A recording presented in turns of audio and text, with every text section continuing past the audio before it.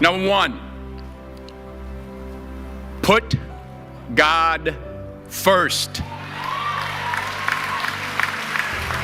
Put God first in everything you do.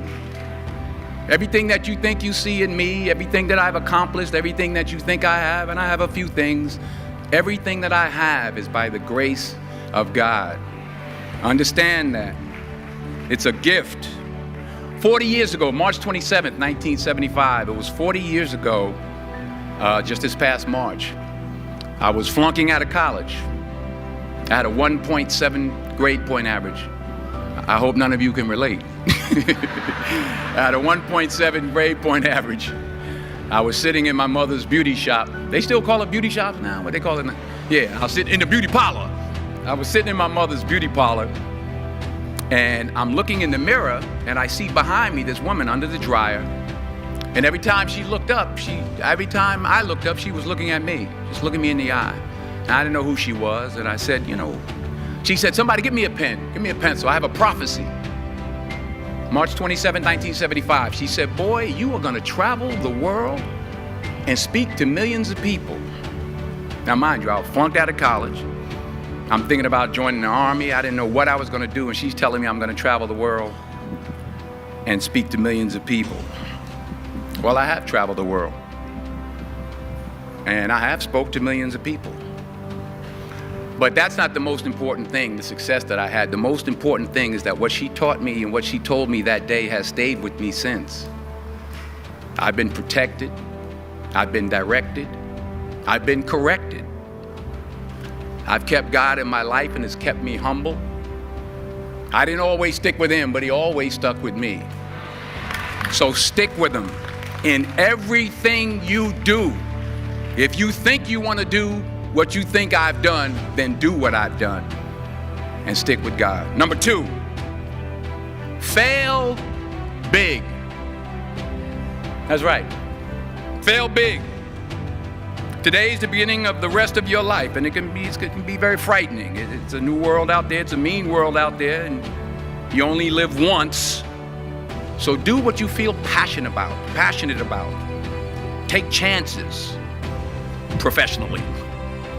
Don't be afraid to fail. There's an old IQ test, was 9 dots, and you had to draw 5 lines with a pencil within these 9 dots without lifting the pencil. The only way to do it was to go outside the box. So don't be afraid to go outside the box. Don't be afraid to think outside the box. Don't be afraid to fail big, to dream big. But remember, dreams without goals are just dreams, and they ultimately fuel disappointment. So have dreams, but have goals. Life goals, yearly goals, monthly goals, daily goals. I try to give myself a goal every day. Sometimes it's just to not curse somebody out. Simple goals, but have goals. And understand that to achieve these goals, you must apply discipline and consistency. In order to achieve your goals, you must apply discipline, which you have already done, and consistency every day, not just on Tuesday and miss a few days. You have to work at it every day. You have to plan every day. You've heard the saying, we don't plan to fail, we fail to plan. Hard work works. Working really hard is what successful people do.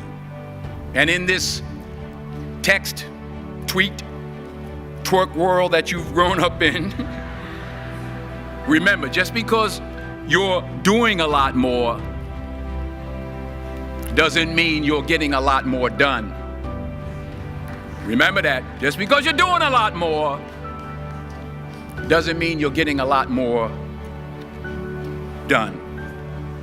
Don't confuse movement with progress. My mother told me, she said, yeah, because you can run in place all the time and never get anywhere. So continue to strive, continue to have goals, continue to progress. Number 3, you'll never see a U-Haul behind a hearse. I'll say it again. You'll never see a U-Haul behind a hearse. I don't care how much money you make, you can't take it with you. The Egyptians tried it. They got robbed. That's all they got. You can't take it with you. And it's not how much you have. It's what you do with what you have. We all have different talents. Some of you will be doctors, some lawyers, some scientists, some educators, some nurses, some teachers. Yeah, okay. Some preachers. The most selfish thing you can do in this world is help someone else. Why is it selfish? Because the gratification, the goodness that comes to you, the good feeling that I get from helping others, nothing's better than that. Well, one or two things, but nothing's better than that. Not jewelry, not big house I have, not the cars, but it's the joy. That's where the joy is, in helping others. That's where the success is, in helping others. Finally, I pray that you put your slippers way under the bed tonight, so that when you wake up in the morning, you have to get on your knees to reach them. And while you're down there, say thank you for grace. Thank you for mercy. Thank you for understanding. Thank you for wisdom. Thank you for parents. Thank you for love. Thank you for kindness. Thank you for humility. Thank you for peace. Thank you for prosperity. Say thank you in advance for what's already yours. It's how I live my life. That's why I am, one of the reasons why I am today. Say thank you in advance for what is already yours. True desire in the heart for anything good is God's proof to you, sent beforehand to indicate that it's yours already. I'll say it again. True desire in the heart, that itch that you have, whatever it is you want to do, that thing that you want to do to help others and to grow and to make money, that desire, that itch, that's God's proof to you, sent beforehand already to indicate that it's yours. And anything you want good, you can have. So claim it. Work hard to get it. When you get it, reach back.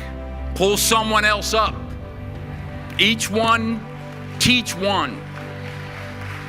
Don't just aspire to make a living. Aspire to make a difference.